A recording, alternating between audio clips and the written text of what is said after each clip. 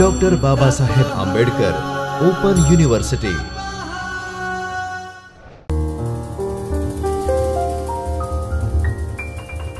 नमस्कार।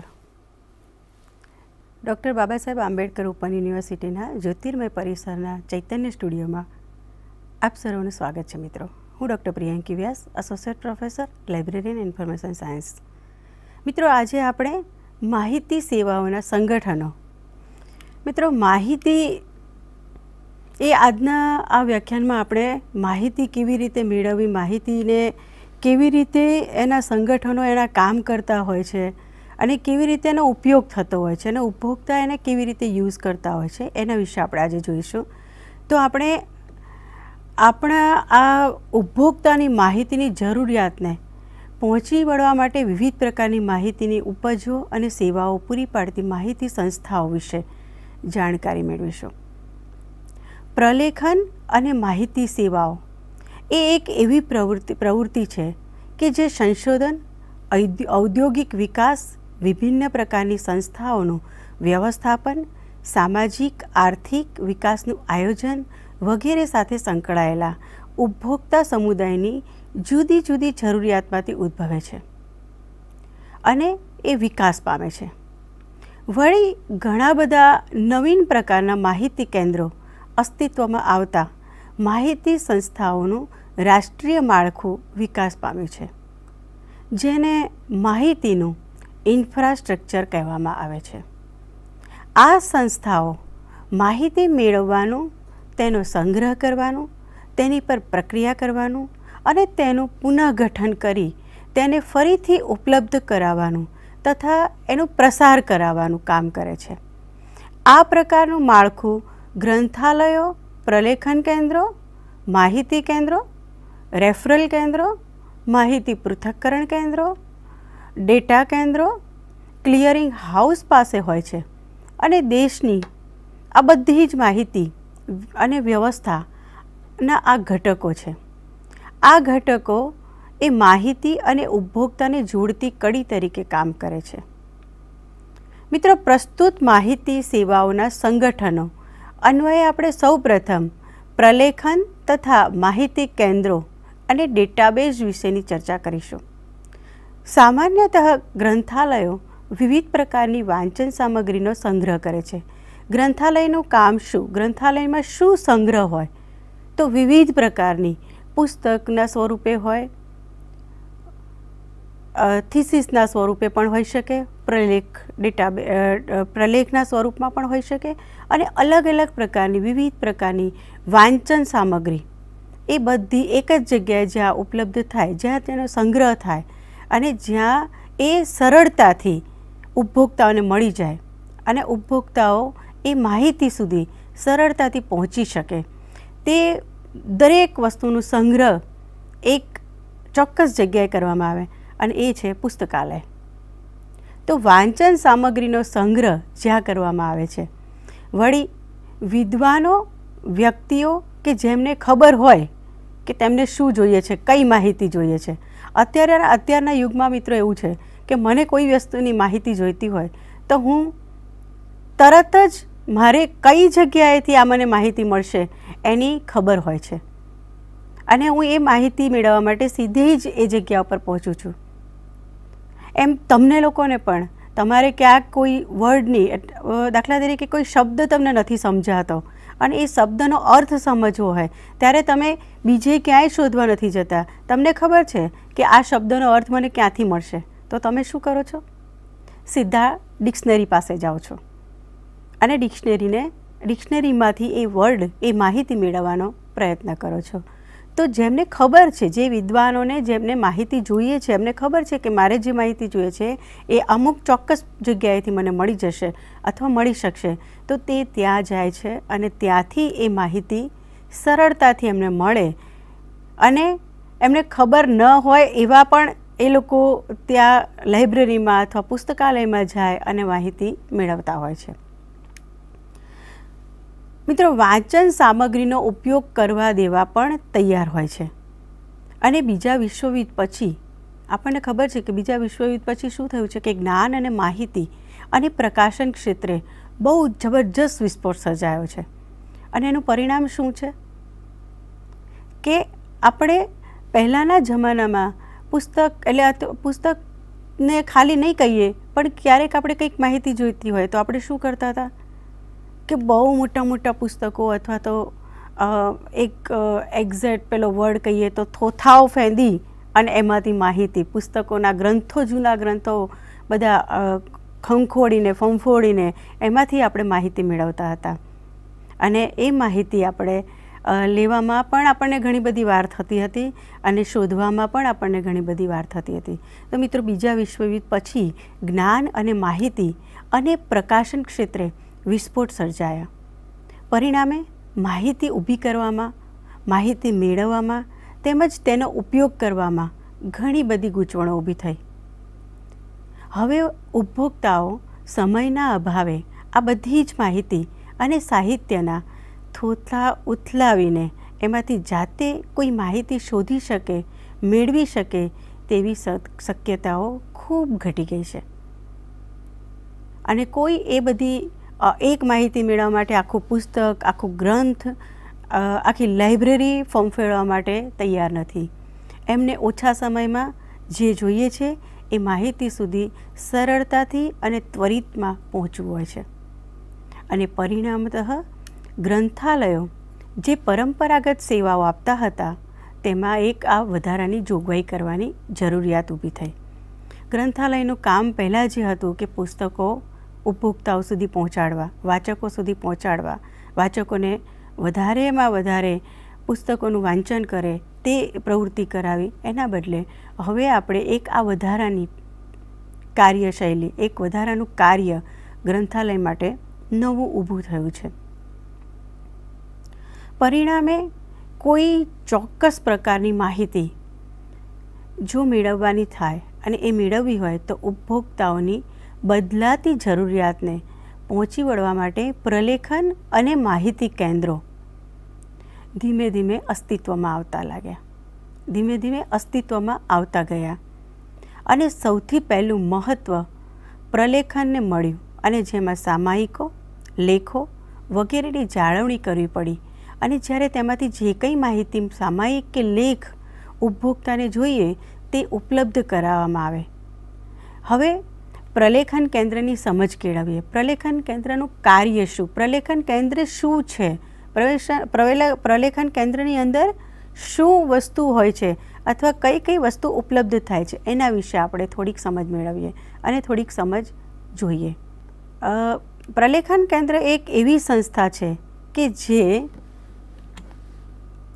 ઉપભોક્તાની જરૂરિયાતને પહોંચી વળવા ચોક્કસ પ્રકારના દસ્તાવેજોની પસંદગી કરે છે, તેને હસ્તગત કરે છે, તેનો સંગ્રહ કરે છે અને એનું વ્યવસ્થાપન કરે છે.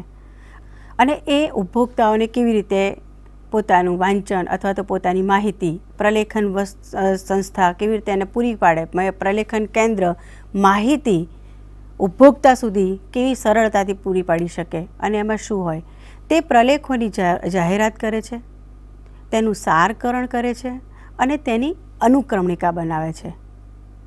અને ત્રીજું, ઉપભોક્તાની વિનંતીના જવાબમાં પ્રલેખોનો પ્રસાર પણ કરે છે. જ્યારે માહિતી કેન્દ્રો કોઈ પણ પ્રલેખ વિશે જાણકારી આપવા પ્રલેખ પહોંચાડવાને બદલે પ્રલેખમાં રહેલી વિગતો અને માહિતી વિશે જાણકારી અને સેવા આપવા પર વધારે ભાર મૂકે છે. પ્રલેખન કેન્દ્ર અને માહિતી કેન્દ્ર વચ્ચેનો આ એક સૂક્ષ્મ એટલે એક નજીવો આ તફાવત છે. મિત્રો, તમને સમજાઈ ગયું પ્રલેખન કેન્દ્ર અને માહિતી કેન્દ્ર વિશે. હવે આપણે ડેટાબેઝ શું છે અને ડેટાબેઝ કેવી રીતે એ લોકો ભેગો કરે છે અને એને કેવી રીતે ત્યાં આગળ માહિતી કેન્દ્રની અંદર ઉપલબ્ધ કરાવે છે એના વિશે આપણે જાણીએ. ડેટાબેઝ વિવિધ ડેટાનો વ્યવસ્થિત જથ્થો છે જેમાં સંગ્રહ સુવ્યવસ્થિત રીતે કરવાનો હોય અને એ સંગ્રહને ઉપભોક્તાઓ સરળતાથી શોધવા માટે એનો ઉપયોગ કરે. તો એ કેવી રીતે કરતા હોય? કાર્ડના માધ્યમથી, ફાઇલોના માધ્યમથી અને માનવીય રીતે તેને શોધી શકાય છે. તેનો સંગ્રહ કમ્પ્યુટરથી વાંચી પણ શકાય અને તેવા માધ્યમમાં પણ તેને સરળતાથી ઝડપથી કામ આપે એ રીતે આને આપણે ગોઠવી પણ શકીએ છીએ. ડેટાબેઝમાં ઉપયોગમાં લઈ શકાય તેવા ડેટા આધાર સામગ્રીનો સમાવેશ થાય છે. આ તમામ માહિતી કેન્દ્રોના ગ્રંથાલય સાથેના સંબંધોની વાત કરીએ તો એ વાતથી આપ સૌ વિદિત છો કે બધા જ કેન્દ્રોનું સૌ પ્રથમનું કાર્ય પ્રલેખોનો સંગ્રહ કરવાનું છે. સામાન્ય રીતે ગ્રંથાલયને માહિતી એકઠી કરીને સંગ્રહ કરતા કેન્દ્ર તરીકે ઓળખવામાં આવે છે. અગાઉ મેં સમજાવ્યું એમ કે માહિતીની અલગ અલગ પ્રકારે માહિતીને ભેગી કરે અને એ બધાનું એક જગ્યાએ સંગ્રહ કરવામાં આવે તેને આપણે ગ્રંથાલય તરીકે ઓળખતા હતા અને ઓળખીએ છીએ. એટલા માટે જ શરૂઆતમાં જ આપણે પ્રલેખન અને માહિતી કેન્દ્રો કોઈ વિશિષ્ટ ગ્રંથાલયના ભાગરૂપે કે તેની સાથે જોડાયેલા કેન્દ્ર તરીકે શરૂ કરવામાં આવ્યા હતા. બહુ પહેલાંના સમયમાં આવા પ્રલેખન કેન્દ્ર કે માહિતી કેન્દ્રો અલગથી નહોતા. આ જ બધી સુવિધાઓ એક ગ્રંથાલયમાંથી જ પૂરી પાડવામાં આવતી હતી. સામાન્ય રીતે પ્રલેખન અને માહિતી કેન્દ્રોની સ્થાપના કોઈ ચોક્કસ વિષય ક્ષેત્રમાં કરવામાં આવે છે, જેથી તે વિષય ક્ષેત્રમાં કામ કરતા જૂથો તેનો મહત્તમ લાભ મેળવી અને શરૂઆતના તબક્કામાં માહિતીનું કામ એ માનવીય પદ્ધતિઓ કે માનવીય અને મશીનની સમાન ભાગીદારીથી કરવામાં આવતું હતું. ત્યારે કોઈ એક ગ્રંથાલય માટે તેના ઉપભોક્તાઓને જોઈતી માહિતી મેળવી આપવાનું કામ એ કોઈ અલગ આવા કેન્દ્રો નહોતા કરતા અને સરળ હતું. વળી ઉપભોક્તાઓની સંખ્યા પણ એક મર્યાદિત હતી. તેથી વિશિષ્ટ ગ્રંથાલયો ખૂબ સરળતાથી અને ઝડપથી માહિતી કેન્દ્રો બની ગયા.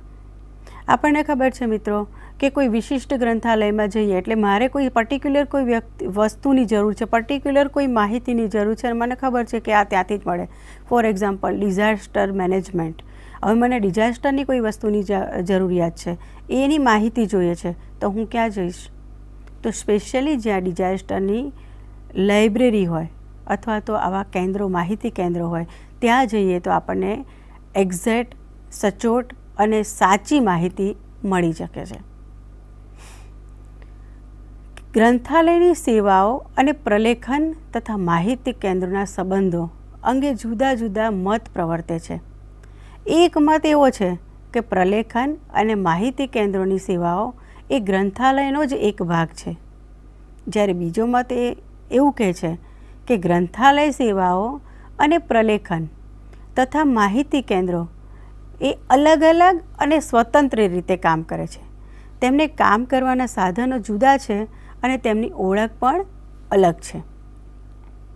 જો કે અહીં આપણે એક હેતુસર અભ્યાસ કરવાના છીએ. તેમાં આપણે એવું માનીને ચાલીશું કે પ્રલેખન અને માહિતી કેન્દ્રો એ ગ્રંથાલય સેવાનું જ એક વિસ્તરેલું સ્વરૂપ છે. વળી એ પણ ધ્યાન રાખવું આપણે એવું ઘટે કે ગ્રંથાલય સેવાનું ખૂબ જ ઝડપથી કમ્પ્યુટરાઇઝેશન થઈ રહ્યું છે અને નજીકના ભવિષ્યમાં તો ગ્રંથાલયો અને આ કેન્દ્રો વચ્ચેનો ભેદ એકદમ શૂન્યમાં પરિણમશે. કારણ કે હવે આપણે બધા જ ગ્રંથાલયો આપણા કમ્પ્યુટરાઇઝેશન ઉપર જતા રહ્યા છે. એટલે બધી જ માહિતી આપણી કમ્પ્યુટર ઉપર અવેલેબલ, માહિતી ટેકનોલોજીનો ઉપયોગ કરી અને બધી જ માહિતી આપણને કમ્પ્યુટરાઇઝ થઈ જવાની છે. તો આ બધા કેન્દ્રો એટલે માહિતી કેન્દ્રો, પ્રલેખન કેન્દ્રો, ગ્રંથાલય આ બધું સમાન સ્વરૂપે થઈ જશે અને એમાં કોઈ ભેદ રહેશે નહીં.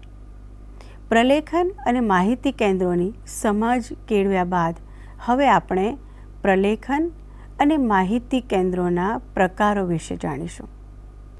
પ્રલેખનના પ્રકારો વિશે જાણીશું.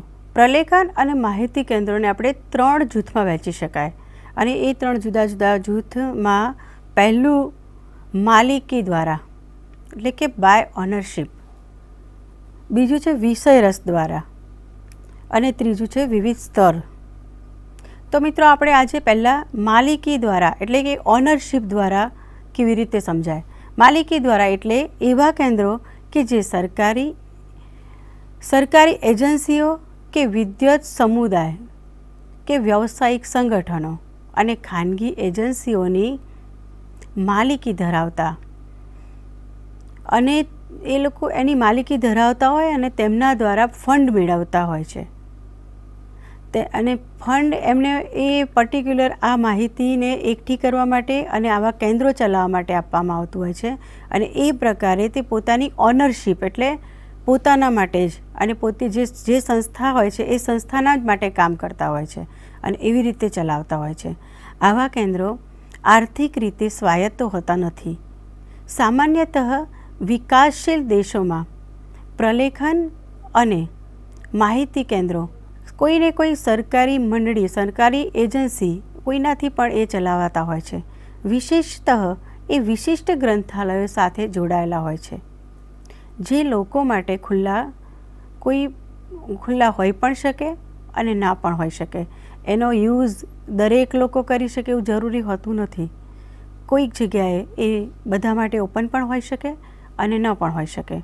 ઉદાહરણ તરીકે આપણે જોઈએ તો INSDOC, Indian national scientific documentation, Indian national scientific documentation centre, નવી દિલ્હી, INSDOC. બીજું છે DESIDOC, defence scientific information and documentation centre, Delhi. ત્રીજું છે NIC, national informatics centre, NIC, national informatic centre, નવી દિલ્હી. આ બધા ઓનરશિપ એટલે કે પોતાની માલિકી ધરાવતા હોય એવા સેન્ટરની વાત થઈ. હવે અર્ધ જાહેર પ્રલેખન અને માહિતી કેન્દ્રો. આ પ્રકારના કેન્દ્રો કોઈ વિદ્વત કે વ્યવસાયિક સમુદાય, વેપારી સંગઠન, ઔદ્યોગિક સંસ્થા વગેરે દ્વારા સ્થાપવામાં આવે છે. તેમનું મુખ્ય કામ માતૃ સંસ્થાના એટલે કે પોતાની જે સંસ્થા છે એના સભ્યોની માહિતી જરૂરિયાત પૂરી કરવાનું હોય છે. જો કે અન્ય લોકો માટે પણ તે ઉપલબ્ધિ કરાવતા હોય છે એટલે ઉપલબ્ધ મૂકતા પણ હોઈ શકે છે. આ દરેક જે આ માતૃ સંસ્થા સાથે જોડાયેલા નથી એવા ઉપભોક્તા પણ આ માહિતીનો ઉપયોગ કરી શકતા હોય છે અને તે માહિતી એમના માટે ઉપલબ્ધ હોય છે. ઉદાહરણ તરીકે જોઈએ તો SLIB, information centre, SLIB, UK, information centre for iron and steel, steel authority of India limited, R&T centre, Ranchi, NICTAS, national information centre for textile and allied subjects, ATIRA, Ahmedabad. હવે મિત્રો અર્ધ ખાનગી પ્રલેખનની વાત કરીએ આપણે કે આ જે અટીરા જેવા સંસ્થાઓ છે એ સંસ્થાઓ શું કરે કે પોતાની માતૃ સંસ્થાની અંદર જે કંઈ માહિતી છે એની વિગતે આખી એક પ્રલેખ બહાર પાડે અને એ પ્રલેખ લોકો માટે પણ ખુલ્લો મૂકતા હોય છે. અને ત્રીજું છે ખાનગી પ્રલેખન અને માહિતી કેન્દ્રો. મિત્રો ખાનગી પ્રલેખન અને માહિતી કેન્દ્રો એ ઔદ્યોગિક સંસ્થાઓ, આ પ્રકારના કેન્દ્રો ખાનગી ઔદ્યોગિક સંસ્થાઓ, વ્યવસાયિક કંપનીઓ વગેરેની માલિકીની હોય છે જે પોતાની માતૃ સંસ્થાના હિત માટે કાર્યરત હોય છે અને એ આ પોતાની સંસ્થા માટે જ પર્ટિક્યુલર પોતાની સંસ્થા માટે જ આનો યુઝ કરવા માટે બનાવવામાં આવે છે એટલે એને આપણે ખાનગી પ્રલેખન કેન્દ્ર કહીએ છીએ. એનું ઉદાહરણ આપણે જોઈએ તો એક institute of scientific information, Philadelphia. બીજું છે information centre Tata energy research institute નવી દિલ્હી. આ આપણે જોયા ખાનગી પ્રલેખ સેન્ટર. હવે આપણે જોઈએ વિશેષ રસ દ્વારા, એટલે કે બાય સ્પેશિયલાઇઝ્ડ ઇન્ટરેસ્ટ, જે વિષય ક્ષેત્રે વિજ્ઞાન, સામાજિક વિજ્ઞાન, ઇજનેર વિદ્યા અને ટેકનોલોજી જેવા વિષયોને સમર્પિત કેન્દ્રો, જેના ઉદાહરણો છે ઇન્સડોક નવી દિલ્હી, નાસડોક નવી દિલ્હી. આ બધા આપણે એના એક્ઝામ્પલ જોઈએ છે. ઇન્ડિયન મેડલર સેન્ટર નવી દિલ્હી, મિશન આધારિત રાષ્ટ્રીય અર્થતંત્રને સમર્પિત કેન્દ્રો, ઉદાહરણ તરીકે ડેસીડોક દિલ્હી, એન્વાયરમેન્ટલ ઇન્ફોર્મેશન સિસ્ટમ નવી દિલ્હી, અને ત્રીજું છે બાયોટેકનોલોજીકલ ઇન્ફોર્મેશન સિસ્ટમ નવી Delhi. Centre for documentation on rural development Hyderabad. આ બધા અલગ અલગ પ્રકારના માહિતી કેન્દ્રો અને પ્રલેખન કેન્દ્રોની વાત થઈ. પ્રલેખોના પ્રકાર પેટન્ટ, માનાંક, વ્યાપારી સાહિત્ય, અનુવાદ વગેરેને સમર્પિત કેન્દ્રો, ઉદાહરણ તરીકે પેટન્ટ ઇન્ફોર્મેશન સેન્ટર નાગપુર. બીજું European translation centre Delft Netherland. ત્રીજું છે national technical information services Virginia. માહિતીના પ્રકારમાં વાંગ્મય સૂચિ વ્યવસ્થાપન, માહિતી ઔદ્યોગિક, માહિતી આર્થિક અને આંકડાકીય માહિતી વગેરે કાર્ય કરતા કેન્દ્રો, જેવા કે બિબ્લિયોગ્રાફિક ઇન્ફોર્મેશન ઇન્સડોક, નાસડોક.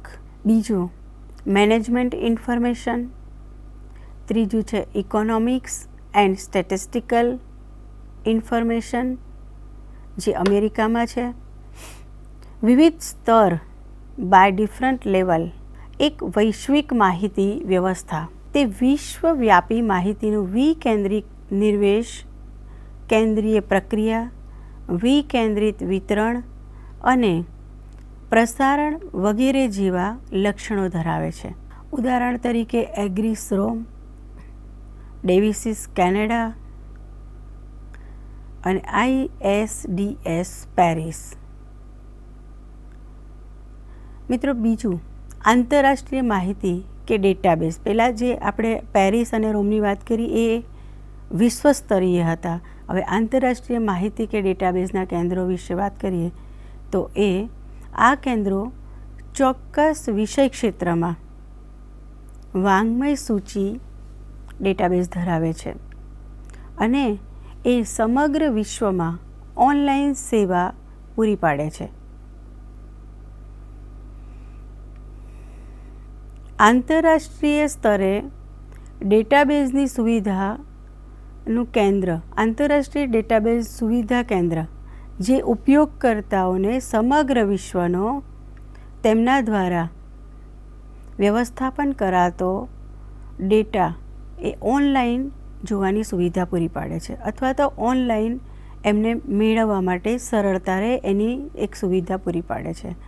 અને એના ઉદાહરણ તરીકે ડાયલોગ ઓનલાઈન માહિતી પુનઃપ્રાપ્તિ વ્યવસ્થા, ઓનલાઈન માહિતી પુનઃપ્રાપ્તિ વ્યવસ્થા. બીજું છે ઓર્બિટ SDC, ઓનલાઈન પુનઃપ્રાપ્તિ કે વાંગ્મય સૂચિ માહિતી, અથવા સિસ્ટમ ડેવલપમેન્ટ કોર્પોરેશન, જે અમેરિકામાં આવેલી છે. ESA, યુરોપિયન સ્પેસ એજન્સી રોમ. આ બધા નામ એટલા માટે આપું છું મિત્રો, અને આ બધા એટલા માટે તમને ઉદાહરણ પણ કહું છું કે આપણે જ્યારે એક્ઝામની તૈયારી કરશું ત્યારે આપણને MCQsમાં આવા નાના નાના ક્વેશ્ચનની કદાચ જરૂરિયાત પડે. ક્યાંક એવો પ્રશ્ન પણ આપણને પૂછવામાં આવે અને એવું નામ, આના શોર્ટ નામ અને એના ફૂલ ફોર્મ પણ પૂછાય છે. એટલા માટે આ નામ ઉદાહરણ સહિત હું તમને સમજાવું છું. વિશ્વ સ્તરે સેવા આપતા આંતરરાષ્ટ્રીય માહિતી કેન્દ્રો. 1. International patent documentation centre Vienna. બીજું છે ટ્રેડ ઇન્ફોર્મેશન સર્વિસ જીનીવા, અને આંતરરાષ્ટ્રીય ડેટાબેઝ ઉત્પાદકો અને પુરવઠાકારોમાં એક કેમિકલ એબ્સ્ટ્રેક્ટ સર્વિસ ઓહિયો, બીજી છે ઇન્સ્પેડ લંડન, ત્રીજી છે મેડલાર્સ અમેરિકા. હવે મિત્રો આપણે પ્રાદેશિક માહિતી કેન્દ્રો એમાં કઈ આવે તો એમાં for example Commonwealth regional renewable energy information service Melbourne Australia, sim regional centre for tropic biology, અને ત્રીજી છે ટેકનોનેટ સિંગાપુર. હવે રાષ્ટ્રીય પ્રલેખન અને માહિતી કેન્દ્રોના રાષ્ટ્રીય લેવલે પ્રલેખન અને માહિતી કેન્દ્ર, રાષ્ટ્રીય સ્તરે સેવા આપતા કેન્દ્રો, એના ઉદાહરણ તરીકે આપણે જોઈએ તો ઇન્સડોક નવી Delhi, institute of scientific and technical information Beijing ચીન. હવે આપણે વિશ્વ સ્તરે જોયું, આંતરરાષ્ટ્રીય સ્તરે જોયું, રાષ્ટ્રીય સ્તરે જોયું, તો હવે આપણે પ્રાદેશિક એટલે કે સ્થાનિક પ્રલેખન, પ્રાદેશિક સ્થળે આવા પ્રલેખન કેન્દ્રો કેટલા છે અને કેવા છે, કેવા પ્રકારના છે. સેક્ટોરલ વિભાગીય માહિતી કેન્દ્રો જેમ કે નિસાતના વિભાગીય કેન્દ્રો, જેને નીચે મુજબ આપણે આલેખમાં દર્શાવી શકાય. આપણે વિવિધ પ્રકારના પ્રલેખન અને માહિતી કેન્દ્રોની વાત કરી અને ચર્ચા કરી. હવે આપણે એના કાર્યો કેવા પ્રકારના હોય એના વિશેની સમજ અને એના વિષયની સમજની કેળવણી આપણે લઈશું. અને સામાન્ય રીતે પ્રલેખન અને માહિતી કેન્દ્રો હાલની જે પણ કાંઈ નવીનતમ તથા પહેલાં છપાઈ ગયેલી માહિતી કે સાહિત્ય હોય તેના ઉપભોક્તાઓ સુધી કેવી રીતે સરળ રીતે તેમને કામ લાગી શકે તેમ હોય એ વિશેનું ઉપભોક્તાનું ધ્યાન દોરે છે. અને તેઓ વિવિધ પ્રકારના માહિતી સ્ત્રોતોમાંથી માહિતી એકઠી કરે છે. તેમાંથી એકદમ ચોક્કસપૂર્વક તેમના ઉપભોક્તાને મદદરૂપ થઈ શકે તેવી જ માહિતીનો સંગ્રહ કરતા હોય છે અને તેવી જ માહિતી ઉપલબ્ધ કરાવતા હોય છે.